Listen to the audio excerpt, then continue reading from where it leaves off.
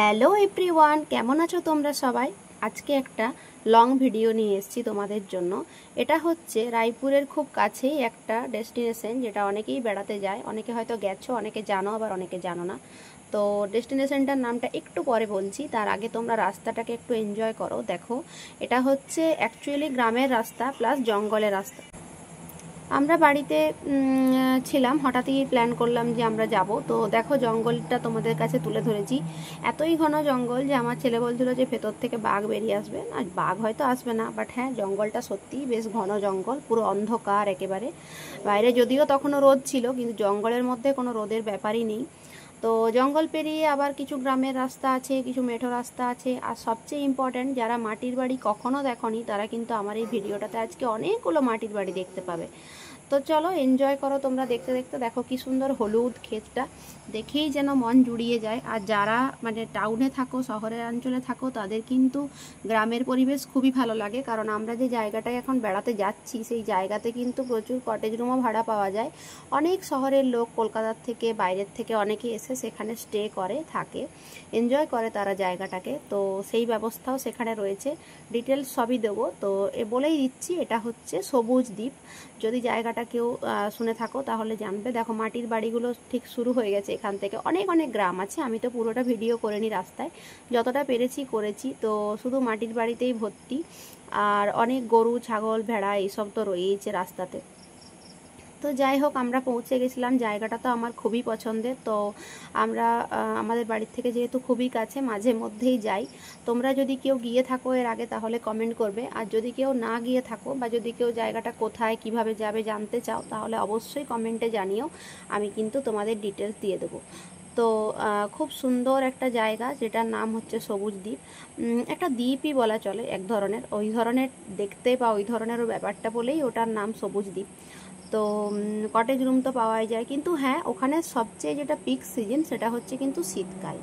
তো শীতকালে কিন্তু সত্যি ওখানে প্রচুর মানে ভিড় হয়, বাইরের লোকে আসে। এত গরমে কেউ আসে না, বাট আমরা একটু জাস্ট মানে বাড়িতে বসে বসে বোর, চলো ঘুরে আসি কাছে পিঠে কোথাও। যেহেতু আমরা থাকবো না, তো আমাদের জন্য ঠিকই আছে। এই দেখো নদী, মানে এইদিকে একটা ব্রিজ দেখতে পাচ্ছ, ছোট্ট ব্রিজ, ওটা একটা বাঁশের ব্রিজ বানানো হয়েছে। ওটা থেকে আবার আরেকটা ডেস্টিনেশন যাওয়া যায়, যেটার নাম কিনা বর্দি পাহাড়। বর্দি পাহাড়ও কিন্তু ভীষণ সুন্দর একটা জায়গা, বেড়ানোর জায়গা। ওখানেও থাকার ব্যবস্থা আছে, মানে ইকো ট্যুরিজম রয়েছে ওখানেও। তো ওটাও একটা ট্যুরিস্ট স্পট। আর এখানে দেখো, যেটা সবুজ দ্বীপের যেখানে আমরা যাই আর কি, মেনলি যে মানে ট্যুরিস্ট কটেজগুলো যেখানে রয়েছে, সেটার মিডিলে এরকম একটা ব্রিজ করা আছে। কি সুন্দর দেখতে, তাই না ব্রিজটা?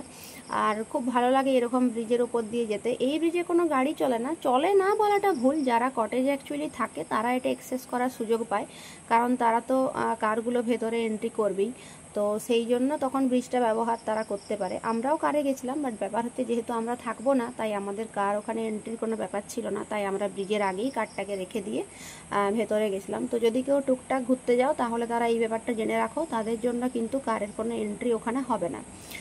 তো যাই হোক, আমরা ধীরে ধীরে যাচ্ছিলাম বাইরের সৌন্দর্যটাকে উপভোগ করতে করতে, কারণ এখান থেকে কিন্তু নদীটা খুব ভালোভাবে দেখা যায়। আর সত্যিই জায়গাটা খুব সুন্দর। আমাদের সাথে দুটো বাচ্চা ছিল বলে হয়তো আমরা সেভাবে মানে তুলতে পারিনি। আরেকটা ভুলও আমি করেছিলাম, আমি একটু ভুলো মন আছে, অনেক জিনিস ভুলে যাই। তো এটা যেমন একটা হচ্ছে যে মোবাইলের যে স্ট্যান্ডটা, সেটা যদি নিয়ে যেতাম তাহলে খুব ভালোভাবে ভিডিও। তো যাই হোক, ভুলে গেছি তো ভুলে গেছি, আর তো কিছু করার নেই। কিছুটা রাস্তা গিয়েই আমি ভেবেছিলাম যে মা স্ট্যান্ডটা আনলাম না, আনলে বড় ভালো হতো। সত্যি কথা, আমরা যারা রিলস বানাই, ভিডিও বানাই, তাদের জন্য একটা স্ট্যান্ড কিন্তু অনেক গুরুত্বপূর্ণ। কারণ স্ট্যান্ডটা থাকলে কিন্তু খুব ভালো করে ভিডিও টিডিও করা যায়। যেহেতু আমাদের মানে ফোন ধরে দেওয়ার মতো লোকের মানে প্রবলেম, যেহেতু ধরো আমার বোনের কোলেও বেবি রয়েছে, ও ফোন ধরলেও একটু অসুবিধা হবে। আবার যদি আমি ধরি, আমার ছেলে ছুটে পালাচ্ছে, তো এরকম ব্যাপার। তো যাই হোক, আমরা একটু দোলনা এনজয় করে নিলাম। আর মেনটেনেন্সের অভাবে ওখানে হাতিটার অবস্থা খুবই খারাপ। হাতিটার মানে পিঠ সব ভাঙা, দেখতে যাতে খুবই বাজে না লাগে বা কোনো দুর্ঘটনা যাতে না ঘটে, সেই জন্য ওর পিঠটাতে একটা কার্পেট ঢাকা দেওয়া রয়েছে গ্রিন কালারের। বাট ওটা কিন্তু কোনো সাজানোর জন্য নয়, যেহেতু ওটার পিঠটা পুরোই ভেঙে গেছে, তাই ওটার ব্যবস্থা। এই দেখো নদীটা এখান থেকে কত সুন্দর দেখা যাচ্ছে। তোমরা যদি কেউ এখানে স্টে করো, এখানে কটেজ রুম নাও, মানে মেনলি আমি বলবো এই সময় তো অবশ্যই নয় এত গরমে, বাট শীতকালে যখন কেউ নেবে, এখানে বসে বসে এই নদীর ভিউ এনজয় করতে করতে হাতে এক কাপ কফি, ও ভাবাই যায় না। আমার তো খুব ভালো লাগে। আমি ভেবেছি এবারে একবার শীতকালে গিয়ে থেকেই আসবো। তখন তোমাদের সাথে ওখানের আদার্স ব্যাপার মানে খাবার দাবার কেমন বা কি স্টে করতে গেলে কীরকম কী চার্জেস লাগে তখন শেয়ার করব। এখন ওটা জানি না। এখন ওখানে এমনিতে এন্ট্রি ফি 20 টাকা করে নেয়। তো সেটাই হচ্ছে ব্যাপার। আমাদের টিকিট কাটতে হয়েছিল বড়দের, বাচ্চাদের জন্য লাগে না, বাচ্চাদের কোনো টিকিট নেয়নি। তো এই দেখো আমার বোনের ছেলেকে ওখানে পেয়ারা দেখাচ্ছে। ওখানে যত যত গাছ ছিল না সবেতেই এত মানে ফল হয়েছে, মানে পেয়ারা গাছ বলো কি আম গাছ বলো। আম গাছগুলো তোমাদের দেখাবো, কিছু কিছু আম গাছের আমি মানে ভিডিওতে তুলে ধরেছি যে আম গাছগুলো তো এত আম হয়েছে কি বলবো। আমাদের বাড়ির গাছগুলোতে কেন যে এত আম হয় না কে জানে। তো যাই হোক, আমরা দেখো ওখান থেকে বেরিয়েই যাচ্ছিলাম, বাট যেতে যেতে ভাবলাম যে এই এটা তো আমরা ভুল রাস্তায় চলে এসেছি, কারণ এদিকে শুধুই কটেজ রুমগুলো আছে। এদিক দিয়ে গেলে আমাদেরকে আবার পুরো রাস্তাটা ব্যাক করে যেতে হবে অনেকটা। যদিও তাতেও আমাদেরকে অনেকটাই হাঁটতে হয়েছিল। বাচ্চারা তো খুব এনজয় করছে, বাট সত্যি কথাই খুব গরম। কিন্তু এটাও হচ্ছে ওদের একটা হল রুমের মতো ওখানে রয়েছে। কোনো কনফারেন্স বা কোনো কিছুর সাথে যদি কেউ বুক করে তাহলে তারা তখন ওই হল রুমটা নিতে পারবে। দেখো আমার অবস্থা গরমে পুরো ভিজে মানে স্নান করে গেছি রীতিমতো। তো যাই হোক, অনেকটা রাস্তা, আর বাইরে কিন্তু একটা গাছের পাতাও নড়ছে না, এই হচ্ছে সিচুয়েশন। তো এত গরমেও আমরা যারা চা লাভার তারা আমার সাথে রিলেট করবে, তাদের কিন্তু সেই ঘুরে ফিরে চাই ভালো লাগে, যতই আশেপাশে কোল্ড ড্রিঙ্কস বা অন্য কিছুর অপশান থাকুক না কেন। তো আমরা ভাবলাম এত হাঁটাহাঁটি হয়েছে কেননা এনার্জির জন্য একটু। এই দেখো আম গাছগুলো বলছিলাম না কত আম ধরেছে, দেখো সব আম গাছগুলো তুলিনি, বাট যেটার দিকেই তাকাবে না কেন আমে ভর্তি।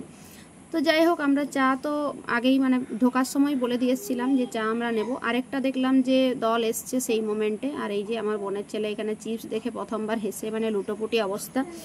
মানে ও এত তো কোনোদিন হাসেনি যতটা সেদিনকে ওই চিপস দেখে হেসেছিল। এত হেসেছে বেচারা যে কেসেই ফেলেছে। তো যাই হোক, চিপস তো আর ওকে দেওয়া যাবে না, ও চিপসের প্যাকেট দেখে জাস্ট মানে প্যাকেটটা নিয়েই মজা আর কি হচ্ছে ব্যাপার। তো আবারও অত যেহেতু হাসছিল তাই আমরাও দেখছিলাম যে আরও দেখালে হাসে কিনা, এই দেখছিলাম। এই করতে করতে আমার ছেলে তো চিপস দেখে নিয়েছে, ওরিও তো বললো আমি একটা চিপস নেবো, দিয়ে ও নিল। আমরা ফেরার সময় আমার বোন একটু আমাকে ভিডিও করে দিয়েছিল। তারপর আবার দেখলাম একটা কুকুর এমনভাবে দৌড়ে তেড়ে পুড়ে আসছে, খুব ভয় পেয়ে গেছিলাম যে কী জানি বাবা কী ব্যাপার। তো ওই জন্য ওরিওকে আবার এদিকে করে নিলাম। যাই হোক, আমরা খুব ভালোই ঘুরেছিলাম সেদিন। তোমাদের কেমন লাগলো ভিডিওটা অবশ্যই জানিও। এটা কিন্তু রায়পুর থেকে খুব বেশি দূরে নয়, খুব ভালো একটা জায়গা। আমি হয়তো অতটা ভালো করেও তুলে ধরতে পারিনি, বাট যতটা তোমাদের বোঝাতে পারলাম। আর যদি ডিটেলসে কারো জানার থাকে তাহলে মানে মেসেজ করতে পারো, মানে বা কমেন্ট করতে পারো, মেসেজ করতে পারো বলছি, কমেন্ট করতে পারো, অবশ্যই জানাবো। গ্রামের পরিবেশ আরও একটু তোমাদের সাথে তুলে ধরলাম, এরপর আর ভিডিও করিনি। তো টাটা, চলো বাই। আজকে একটা অনেকটাই লং ভিডিও দিলাম, তোমাদের কেমন লাগলো অবশ্যই কিন্তু কমেন্টের মাধ্যমে জানিও। আর চ্যানেলটাকে লাইক করতে, সাবস্ক্রাইব